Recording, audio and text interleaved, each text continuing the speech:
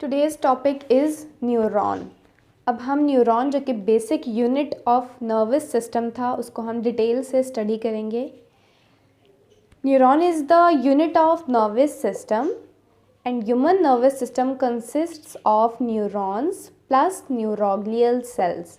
Human nervous system हमारे पास billions of neurons और neuroglial sales से मिल के बना है। न्यूरॉन्स का मैंने आपको बता दिया कि बेसिक यूनिट है ऑफ नर्वस सिस्टम की, जबकि न्यूरोग्लियल सेल्स जो हैं वो हमारे पास सपोर्टिंग सेल्स हैं। इन एडिशन टू न्यूरॉन्स हमारे पास सपोर्टिंग सेल्स भी प्रेजेंट होते हैं जिसको हम कहते हैं कि न्यूरोग्लियल सेल्स है, और ये बेसिकली नरिशमेंट भी प्रोवाइड करते हैं। जैसा कि मैंने आपको बताया कि हमारे नर्वस सिस्टम में जो मैसेज है वो नर्व्स के थ्रू जो है वो ट्रैवल करता है to the brain and brain से हमारे डिफरेंट बॉडी पार्ट्स की तरफ।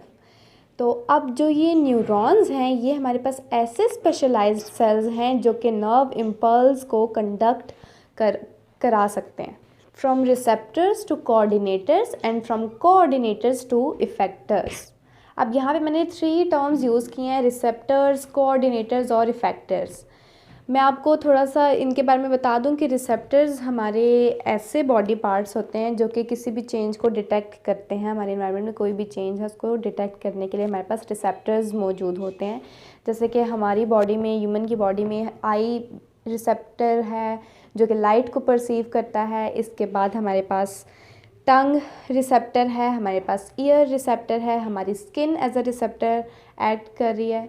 तो ये तो होगी रिसेप्टर्स। उसके बाद जो सेकंड टर्म मैंने आपको बोली है कोऑर्डिनेटर, वो बेसिकली रिसीव करते हैं मैसेज फ्रॉम रिसेप्टर्स, यानी कि रिसेप्टर्स से मैसेज रिसीव कौन करता है? कोऑर्डिनेटर्स। तो अब in case of human body coordinator क्या हो जाएंगे? ब्रेन और स्पाइनल कॉर्ड, ये हमारी कोऑर्डिनेटर्स हैं।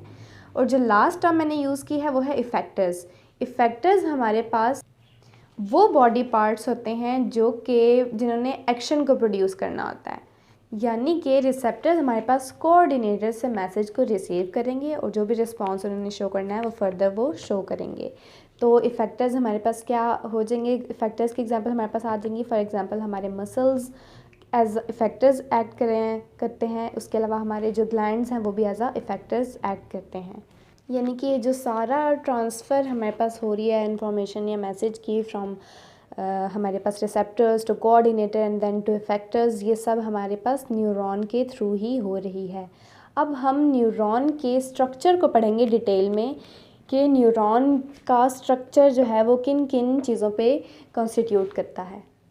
तो न्यूरॉन बेसिकली 2 हमारे पास मेजर पार्ट्स में डिवाइडेड है। फर्स्ट को हम कहेंगे कि सेल बॉडी और सेकंड को हम कहेंगे कि एक्सॉन। सबसे पहले हम सेल बॉडी को डिस्कस करते हैं। हमारे जो न्यूरॉन का न्यूक्लियस है और साइटोप्लाज्म वो बेसिकली सेल बॉडी के अंदर ही प्रेजेंट है।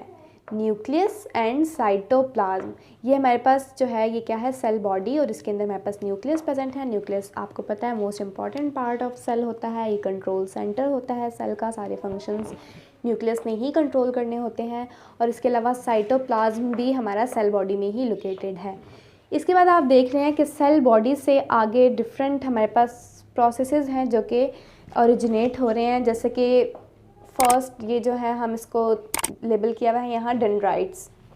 ये कुछ एक्सटेंशंस हैं जो कि इसी सेल बॉडी से हमारे पास ओरिजिनेट हो रही हैं। डेंड्राइट्स का फंक्शन क्या है कि ये जो इम्पल्सेस को कंडक्ट करती हैं towards the cell body. Dendrites conduct nerve impulses towards the cell body, जैसा कि आपको एरो से भी शो हो रहा है कि ये मैसेज को टुवर्ड द या इम्पल्सेस को toward the cell body move करवा रहे हैं। और जो सेकेंड प्रोसेस एक्सटेंड हो रहा है हमारे पास सेल बॉडी से वो है एक्सॉन। एक्सॉन का फंक्शन क्या है कि it conduct impulses away from cell body. और जो सेकंड हमारे पास प्रोसेस एक्सटेंड हो रहा है फ्रॉम सेल बॉडी वो है हमारे पास एक्सॉन। एक्सॉन का फंक्शन क्या है कि it conduct nerve impulses away from cell body. जैसे कि एरो की डायरेक्शन भी आपको शो कर रही है कि ये इम्पल्सेस को सेल बॉडी से दूर लेके जा रहा है, जबकि डेंड्राइट्स का फंक्शन क्या है कि ये नर्व इम्पल्स को टूवर्ड्स द सेल बॉडी लेके आ रहे हैं। तो ये था function of dendrites and axons. अब हम देखेंगे कि एक्सॉन्स में ही हमारे पास जो डिफरेंट पार्ट्स लेबल हुए हुए हैं ये क्या क्या है और इनका क्या क्या फंक्शन है। सबसे पहले आप लोग देखें कि यहाँ पे श्वेन सेल्स मैंने लेबल किए हुए हैं जो कि रेगुलर इंटरवल में अलोंग द एक्सॉन हमारे पास प्रेजेंट हैं। श्वेन सेल्स हमारे पास बेसिकली न्यूरोग्लियल सेल्स हैं। न्यूरोग्लियल सेल्स मैंने पहले भी आप डिस्कस किया था कि सपोर्टिंग सेल्स होते हैं, यानी कि सपोर्ट प्रोवाइड कर रहे हैं। और कुछ न्यूरॉन में यही श्वेन सेल्स जो हैं वो एक फैटी लेयर सिक्रीट करते हैं। ये हर न्यूरॉन में नहीं होती फैटी लेयर, ये कुछ न्यूरॉन्स में ही होती है, जो कि श्वेन सेल्स ही सिक्रीट करते हैं फैटी लेयर, जिसको हमने यहाँ लेबल किया हुआ है कि माइलिन शीथ। वो फैटी लेयर जो कि श्वेन सेल्स सिक्रीट करते हैं उसको हम कहते हैं कि वो क्या है, माइलिन शीथ। ये भी बेसिकली एक सपोर्टिव शीथ ही है जो कि सपोर्ट ही प्रोवाइड कर रही है। इसके अलावा हमारे पास एक्सॉन्स में ही माइलिनेटेड पॉइंट्स तो हैं ही, लेकिन नॉन माइलिनेटेड पॉइंट्स भी हैं जहाँ पे ये माइलिन शीथ जो है वो प्रेजेंट नहीं होती। उन नॉन माइलिनेटेड पॉइंट्स को हम कहेंगे कि वो क्या है, nodes of Ranvier. Non myelinated points on axon are called nodes of Ranvier. Myelin sheath जो कि हमारे पास न्यूरोग्लियल सेल से मिलके बनी है, ये हमारे पास इंसुलेटर के तौर पे एक्ट करती है। तो so the membrane coated with this sheath does not conduct nerve impulse. क्योंकि माइलिन शीथ हमारे पास इंसुलेटर के तौर पे एक्ट कर रही है, तो इस तरह की जो हमारे पास मेम्ब्रेन होती है वो नर्व इम्पल्स को कंडक्ट नहीं कर सकती। और इस केस में जो न्यूरॉन हैं, इस तरह के न्यूरॉन्स में जो इम्पल्सेस होती हैं वो जंप करके एक्ट करती हैं। In this case impulses jump over the areas of myelin going from node to node. यानी कि इस तरह के न्यूरॉन्स में जहाँ माइलिन शीथ प्रेजेंट है, इम्पल्स क्या करती हैं, from node to node jump के तौर पे जो है वो ट्रैवल करती हैं। और इस तरह जब जंपिंग के थ्रू इम्पल्सेस की ट्रैवलिंग होती है तो हम इसको कहेंगे कि साल्टेटरी इम्पल्सेस।